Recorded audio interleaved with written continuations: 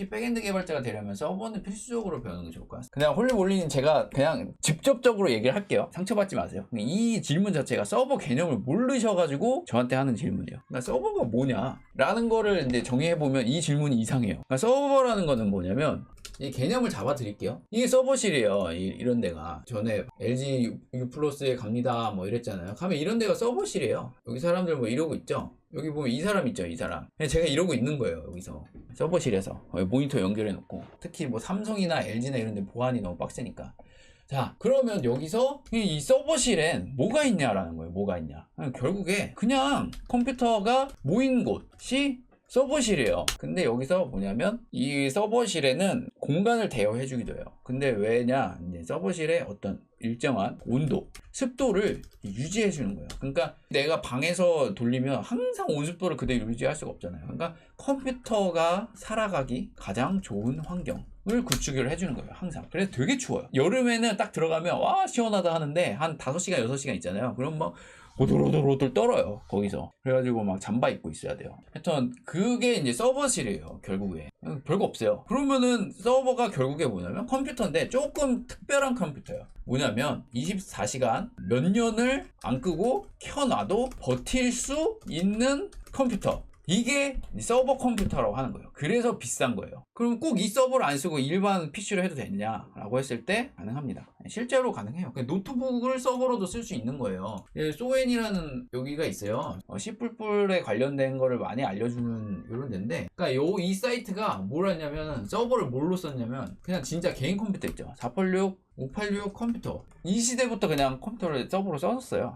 그냥 PC로도 가능하다라는 거예요. 그럼 나스는 뭐냐? 집집마다 나스 시대, 그러니까 뭐 개인 나스라고도 하는데 원격에서 네트워크로 어떤 저장할 수 있는 공간이에요. 그러니까 외장 하드 대신 쓰는 거예요. 근데 사실 저는 이거를 웹서버로도 쓰고요. 깃도 올려서 쓰고요. 파일 공유도 하고요. 편집자들 동영상도 올려놓고 제 문서도 올려놓고 되게 다양하게 써요. 이게 이제 제 나스인데 여기 보면 오제웨 홈페이지 열어놓는다 해놓고 안 열었잖아요, 지금. 이거 홈페이지도 제가 나스로 돌리고 있는 거예요. 그러니까 이런 식으로 다양하게 쓸 수 있어요. 자, 결론은 뭐냐면 서버는 그냥 역할이다. 그러니까 서비스를 제공해주는 장치 자체를 그냥 서버라고 부르는 거예요. 예를 들어서 내가 웹페이지를 들어가고 싶다라고 봐봐요. 웹페이지에 뭐 네이버라고 치죠. 그러면 이게 무슨 일이 일어나고 있냐면 내부적으로 이 URL 네이버.com이라는 주소를 치면 그 네트워크 주소를 통해서 웹 서버에 접근해요. 그 웹 서버는 아까 보여드렸던 네모난 서버예요. 거기에서 어떤 패킷이 오면은 이런 웹페이지 HTML 문서를 던져줘요. 그래서 그걸 내 브라우저가 표현을 하는 거죠. 그래서 웹 서버는 뭐예요? 웹에 관한 서비스를 제공해준다. 그래서 웹 서버예요. 그러면은 스타크래프트로 가볼게요. 스타크래프트는 배틀넷을 해요. 근데 배틀넷에 모여서 막 채팅하죠. 그리고 게임 매칭을 해주죠. 그것도 그냥 서버예요. 걔도 서버인데 프로그램이 도는 거예요. 뭐냐면 배틀넷 서버가 도는 거예요. 그 안에서. 그래서 연결해 주는 거예요. 자, 그리고 지금 얘기하는 DB는 뭐냐면은 뭐 MySQL 뭐 이런 게 있어요. 여러 가지. MySQL이나 이러는 DB 서비스를 제공하는 프로그램이 그 서버에 돌고 있는 거예요. 그래서 내가 접근을 해서 SQL 문을 날리면 거기에 대한 결과를 주는 거죠. 그러니까 서버라는 개념은 기계가 있고 여기에 이제 프로그램이 돌고 있는데 여기에 네트워크가 연결이 되고 별도 장치가 있는데 얘도 컴퓨터인 거예요. 컴퓨터.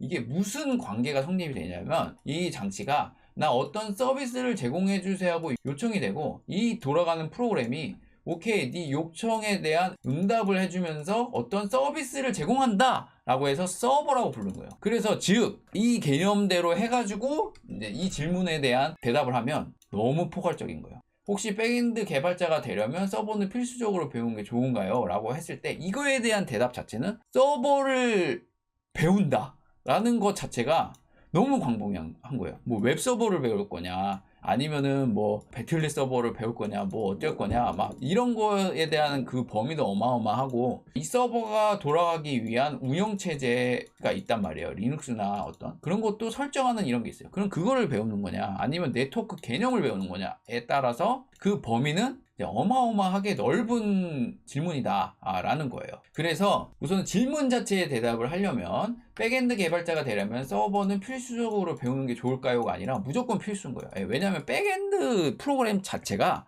서버에서 돌아가는 프로그램 종류 중에 하나를 백엔드라고 하는 거예요. 백단에서 처리를 해준다. 앞에 프론트단은 브라우저를 통해서 보여지는 부분을 보통 프론트단이라고 하고요. 브라우저에 보여주기 위해서 보여주는 데이터를 던지는 거를 이제 백엔드라고 하기 때문에 서버는 필수적으로 배우는 건 맞아요. 다만 너무 범위가 넓은 영역의 질문이다라는 거를 이제 제가 말씀드리도록 하겠습니다. 그래서 뭐 구체적인 행동을 알려드리면 우선은 가장 쉬운 방법은 어쨌든 결국 웹을 하고 싶으신 것 같아요. 백엔드라는 용어를 쓰시는 거 보면 그러면 그냥 따라서 하세요. 뭐 유튜브, 생활코딩 뭐 이런 데 가셔서 하나 어떤 걸 따라서 쭉 해보시고 그냥 감을 한번 잡아보세요. 그게 이제 가장 좋은 시작점인 것 같습니다.